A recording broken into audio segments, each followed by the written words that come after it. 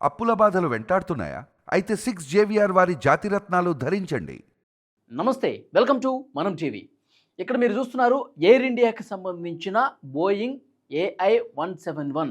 ఇదే విమానంలో నిన్న 242 మందితో అహ్మదాబాద్ ఎయిర్పోర్ట్ నుంచి టేకాఫ్ అయినటువంటి విమానం టేకాఫ్ అయిన కొద్ది సెకండ్లలోనే 30 సెకండ్ల లోపే క్రాష్ అయిపోయింది. ముందుగా ఒక చెట్టును ఢీకొంటూ వెళ్ళింది. తర్వాత డాక్టర్స్ ఒక హాస్పిటల్కి సంబంధించిన డాక్టర్స్ ఉండే హాస్టల్ని బలంగా ఢీకొట్టింది. పెద్ద ఎత్తున నిప్పుల్లో కాలిపోయి ఆ క్రాషింగ్‌కి నిప్పుల్లో మొత్తం కాలిపోయి అందరూ చనిపోయిన పరిస్థితి. ఒకే ఒక్కడు బతికాడు. 241 మంది చనిపోయారు. ఇందులో గుజరాత్ రాష్ట్రానికి సంబంధించిన మాజీ ముఖ్యమంత్రి విజయ్ రూపానీ ఉన్నాడు. చాలామంది లండన్‌లో స్థిరపడ్డ వాళ్ళు, ఇక్కడ వెకేషన్ కోసం వచ్చినోళ్ళు, కుటుంబాలు అందరూ కూడా కాలి బూడిదైపోయిన పరిస్థితి. అసలు ఆ ఫ్యామిలీస్ ఎవరైతే చనిపోయారో వాళ్ళ కుటుంబ సభ్యులు ఆసుపత్రి దగ్గర ఒకవైపు పోస్ట్‌మార్టం జరుగుతుంది, మరోవైపు DNA పరీక్షలు జరుగుతున్నాయి. ఎందుకంటే మాంసపు ముద్దలు కూడా కాలిపోయి దొరకని పరిస్థితి.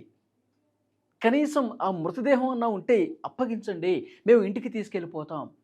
కానీ ఎక్కడ? ఏమీ దొరకదు. మొత్తం మాడి మసైపోయింది. అక్కడక్కడ దొరికిన పార్ట్స్ ఏమన్నా ఉంటే అవి ఆసుపత్రికి తీసుకెళ్తున్నారు, DNA పరీక్షలు చేస్తున్నారు. ఏమన్నా మిగిలితే గనక కుటుంబ సభ్యులకి ఇస్తున్నారు.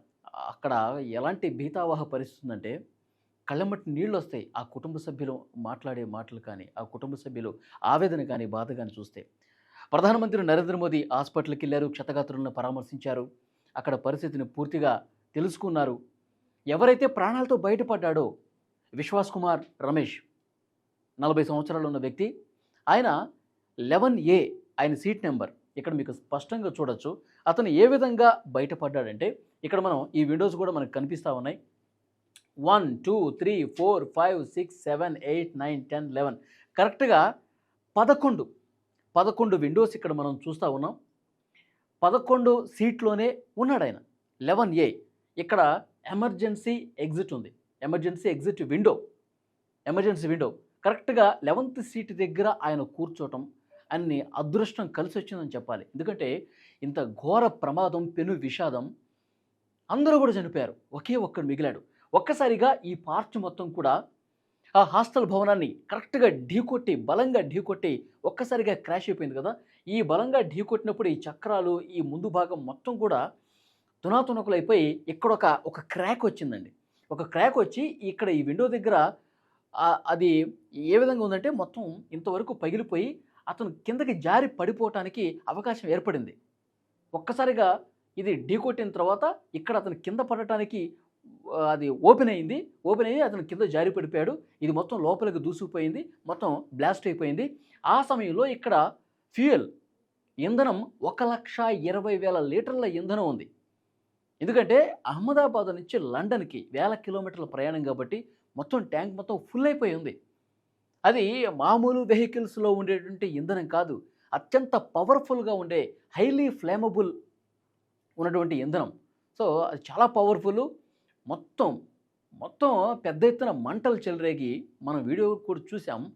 క్రాష్ జరిగిన తర్వాత ఆకాశాన్ని అంటే విధంగా ఒక్కసారిగా పెద్ద ఎత్తున మంటొచ్చింది. ఆ మంటలోనే 241 మంది చనిపోయారు. ఈ ఎమర్జెన్సీ విండో 11th సీటు దగ్గర ఉన్నటువంటి ఆ విశ్వాస్ కుమార్ ఎవరైతే ఉన్నారో అతను కింద జారి పడిపోవటం వల్ల ప్రాణాలతో బయటపడ్డ పరిస్థితుంది. విజువల్‌లో కూడా మనం చూసాం. అతను స్వల్ప గాయాలతోనే అక్కడక్కడ చిన్న రక్తపు మరకలున్నాయి. కుంటుకుంటా అంబులెన్స్ ఎక్కడానికి వెళ్తున్నాడు. ఆయన కింద పడ్డప్పుడు ప్రధానమంత్రి నరేంద్ర మోదీతో కూడా ఈ వివరాలు చెప్పాడు. అసలు నాకు ఏం జరిగిందో కూడా గుర్తులేదు సార్. నేను అసలు ఎలా బతికానో కూడా నాకు తెలియట్లేదు. నేను ఇట్లా కింద పడిన తర్వాత చూస్తే అందరూ శవాల గుట్టల మధ్య నేను కనిపించాను. శవాల గుట్టలే కనిపిస్తా ఉన్నాయి. నేను షాక్ అయిపోయాను. అసలు ఆ దేవుడు నన్ను బతికించాడు అని ప్రధానమంత్రి నరేంద్ర మోదీతో ఆ ఘటనకు సంబంధించిన వివరాలు అతను పంచుకున్నాడనమాట. అంటే చాలామంది అంటున్నారు ఈ విండో ఉంది కదా! ఈ విండో తెరుచుకుని అతను ఒక్కసారిగా చాలా తెలివిగా ఆ విండోలోంచి దూకేసి ప్రాణాలు దక్కించుకున్నాడు అని అనుకున్నారు. కానీ అతను ఎలాంటి ప్రయత్నం చేయలేదు. అసల సెకన్ల వ్యవధండి. ఒక్కసారిగా క్రాష్ అయిపోయింది. 30 సెకన్ల టైంలోనే టేకాఫ్ ఇట్లా అయిందో లేదో, కొద్ది దూరం వెళ్ళిందో లేదో అట్లాకి కిందకి డౌన్ అయిపోయింది. అప్పటికి ఎట్లా తేరుకుంటారు? మనం తప్పించుకోవాలని చెప్పి ఎట్లా అనుకుంటారు? విండో నుంచి బయటికి రావాలని ఎట్లా అనుకుంటారు? అంత టైం ఉండదు. అతనికి కలిసొచ్చిన అంశం ఏంటంటే, ఈ పార్ట్ బలంగా గుద్దేసరికి ఎక్కడ ఇక్కడ మొత్తం పగులొచ్చింది. అతను కింద జారి పడిపోయాడు ఈ ప్లేస్‌లో. అది ఆయన లక్ అని చెప్పాలి. సరిగ్గా ఈ విండో దగ్గరే 11థ్ సీట్ ఇది. ఇక్కడ విండో ఉంది. ఈ పార్ట్‌లోనే అతను కిందకి ఇట్లా జారి పడిపోయాడు. పడిపోవటం వల్ల అతను బతికిన పరిస్థితి ఉంది. తర్వాత ఇది మొత్తం కూడా అగ్నికి ఆహుతైపోయింది. మొత్తం అందరూ కూడా కాలి బూడిదైపోయారు. అంత దారుణం. అంటే దేశ చరిత్రలోనే అతిపెద్ద విషాదంగా దీన్ని చెప్పాలి. దేశంలో ఉన్న ప్రముఖులందరూ కూడా తీవ్ర సంతాపం ప్రకటించారు. కన్నీళ్లు పెట్టుకున్నటువంటి పరిస్థితి ఉంది. సో ఇలాంటివి మళ్ళీ జరగకుండా డెఫినెట్‌గా చర్యలు తీసుకోవాల్సినటువంటి అవసరం ఉంది. ఇలాగే ఇంకొక మహిళ కూడా తన ప్రాణాలు దక్కించుకుందండి. తను ఈ విమానంలో ప్రయాణం చేయలేదు. ఈ విమానం ఎక్కలేదు. 10 నిమిషాలు ట్రాఫిక్‌లో ఇరుక్కుపోవటం వల్ల ఎయిర్‌పోర్ట్‌కి లేట్‌గా వచ్చింది. అక్కడ అధికారులు ఆపేశారు. ఇప్పుడు లోపలికెళ్ళటానికి వీల్లేదు. మీరు ఎక్కువ లేట్ చేసేశారు. 10 నిమిషాలు లేట్‌గా వచ్చారు. కుదరదని చెప్పేస్తే ఇక వేరే ఫ్లైట్‌కి ఎళ్ళాలి. ఇక మనం చేసేదేమీ లేదని చెప్పి నిరాశతో, ఎందుకంటే తన భర్త లండన్‌లో ఉంటాడు. ఈ ఫ్లైట్ మిస్ అయిపోయింది. ఇంకా వేరే ఫ్లైట్ బుక్ చేసుకోవాలని చెప్పి తను కొంచెం నిరాశతో బయటకు రావటంతోనే ఆ ఫ్లైట్ గాల్లోకి ఎగిరింది. 30 సెకన్ల లోపే క్రాష్ అయిపోయి మొత్తం అందరూ కూడా చనిపోయారు. నేను పూజించిన ఆ గణపతే నన్ను కాపాడాడు అని చెప్పి ఆ మహిళ కూడా చెప్పినటువంటి పరిస్థితి ఉంది. అంటే ఆలస్యం అమృతం విషం అంటారు. కానీ ఆలస్యం చేయటం తనకు ఒక అదృష్టంగా కలిసొచ్చిందని చెప్పాలి. దీన్ని బట్టి అదే అర్థం చేసుకోవాలి. సో డెఫినెట్‌గా ఈ విమాన ప్రమాదం దేశంలో అత్యంత విషాదకరమైనటువంటి ప్రమాదాల్లో ఒకటిగా నిలిచిపోయింది.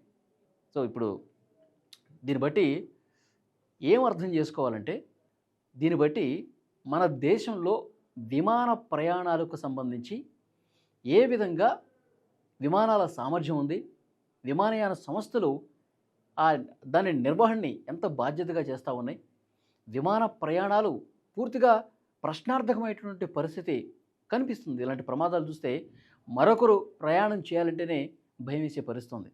ఎయిర్ ఇండియా విమానాలు చాలా పర్ఫెక్ట్‌గా ఉంటాయని చెప్పి నమ్మకం, చాలా సౌకర్యవంతంగా ఉంటాయని చెప్పి ప్రయాణికుల నమ్మకం. కానీ ఇలాంటి ప్రమాదాల వల్ల చాలా ఇబ్బందికర పరిస్థితులు ఉన్నాయన్నది స్పష్టంగా అర్థమవుతుంది. ఇంకా ఇన్వెస్టిగేషన్ జరుగుతోంది. సో అసలు విషయాలన్నీ కూడా త్వరలోనే బయటకు వస్తాయి. కాక్పిట్ వాయిస్ రికార్డు అది వెలికి తీశారు. ఒక 7 నుంచి 8 రోజుల పాటు అది డీకోడ్ చేసే పరిస్థితి ఉంది. అందులో పైలట్, కో పైలట్ ఏం మాట్లాడారు, ప్రమాద సమయంలో ఒక్కసారిగా కిందకి జారిపోయే సమయంలో పైలట్, కో పైలట్ ఏం మాట్లాడుకున్నారు, ఏటీసీకి ఎలాంటి సమాచారం అందించారు, ఇవన్నీ కూడా ఒక వారం రోజుల వ్యవధిలో బయటకు వచ్చే అవకాశం ఉంది. సో చూద్దాం నెక్స్ట్ అది రిపోర్ట్ వచ్చిన తర్వాత మళ్ళీ ఒకసారి మనం మాట్లాడుకోవాల్సినటువంటి అవసరం ఉంది. Thank you very much.